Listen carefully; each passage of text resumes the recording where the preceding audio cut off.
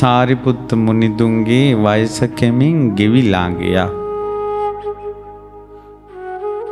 සාරිපුත්ත මුනිදුන්ගේ වයස එහෙම කෙමෙන් ගෙවි යද්දී උන්වහන්සේ තමන්ගේ මව්ගේ නිවසට තමයි පිරිනිවන් පාන්න වැඩි. 500ක් මහරහතන් වහන්සේලා සමග චුන්ද කියන රහතන් මේ සාමණේරයන් වහන්සේ උපස්ථාන කළේ. අම්මා ගොඩාක් දොස් කිව්වා. අම්මට ගොඩාක් වයසයි. ඒ වුණාට අම්මා කැමති වුණේ තමන්ගේ දයාබර පුත්‍රයා මහණ වුණේකට, ගෙදරින් ගියේකට. ඒ දරු දුක නැති කරගන්න සාරිපුත්ත මුනිදුන් පැවිදි වෙලා අවුරුදු 44ක් විතර වගේ. පුත්‍රයාගෙන් වෙන් වෙලා අවුරුදු 44ක් ගිහිල්ලත් ඒ පුත්‍ර වියෝව දරා ගන්න බෑ අම්මට. සාරිපුත්ත මහරහතන් වහන්සේගේ මව් අසීමිත දාරක ස්නේහකින් යුක්ත කෙනෙක්. ඒ එක් දරුවෝ පුත්‍රයෝ 5ක් දූලා 3 දෙනෙක්. දරුවන් ගොඩක් හිටපු අම්මා කෙනෙක් වෙලත් වැඩිමල්ම පුතා ගැන තියෙන ආදරේ. ඒ හේතු තමයි සාරිපුත්තයන් වහන්සේ හාත්පසින් ප්‍රසාද ජනකයි. ඒ මව්ගේ හිත නිවසේ සිටින කල කිසි දිනක රිද්දලා නැති පුත්‍රයෙක්. සාරිපුත්තයන් වහන්සේගේ කටහඬ සැලලීනියෙක්ගේ වගේ කියනවා. අම්මා කෙනෙකුට ඒ තරම් මිහිරි වචනයක් නැහැ. එච්චර මිහිරි හඬකින් අම්මේ කියලා කතා කරන්නේ. ඉතින් ඒ අම්මා කෙනෙකුට ලැබුණ මහා විශාල සැනසෙල්ල සාරිපුත්තයන් වහන්සේ පැවිදි වීමත් එක්ක නැතිවිලා ගියා. ඒ අවුරුදු 40 ගාණක් නිවසින් ඈත් වෙලා හිටියත් ඒ ප්‍රේම දෝෂ කියලා තියෙනවා. කියන්නේ යම් තැනකට ප්‍රේමය ඇති වුණොත් ඒ ප්‍රේමයෙන් වෙන් වෙච්ච ගමන් ද්වේෂය හට ගන්නවා.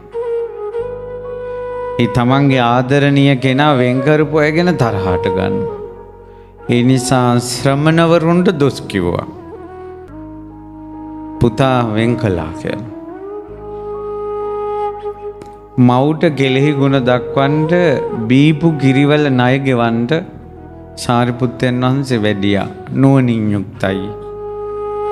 එදා දෙව් බඹුන් සාරිපුත්ත මුනිදුන්ට වන්දනා කරන්න පැමිණියා. මහා බ්‍රහ්මයා පවා.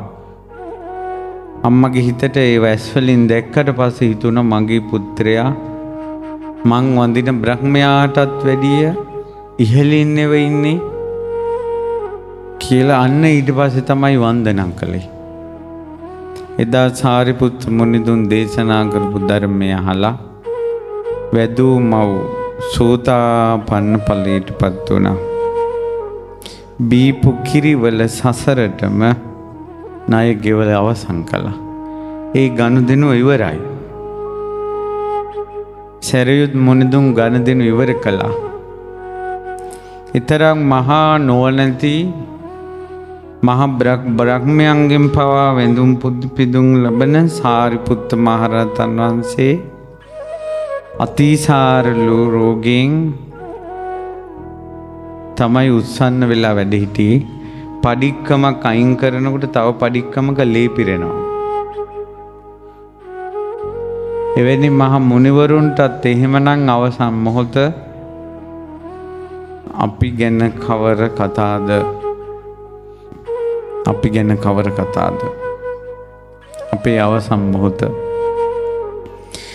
සාරිපුත්ත මහරහතන් වහන්සේ උපන් ගෙහිම තිඹිරි ගෙහිම පිරිනොම් පෑවා.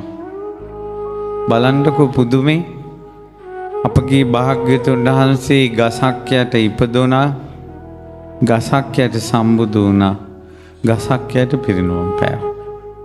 සාරිපුත්ත මහරහතන් වහන්සේ උපන් ගෙහි ඉපදුන තැනම පිරිනොම් පෑවා. තිඹිරිගේම නිවන් දැක්කා. සාරිපුත්ත මහරහතන් ප්‍රඥාවෙන් කරන ලද ආශ්චර්යක ස්වභාව බලන්ට උපන් ගෙයිම පිරිනොම් පෑවා.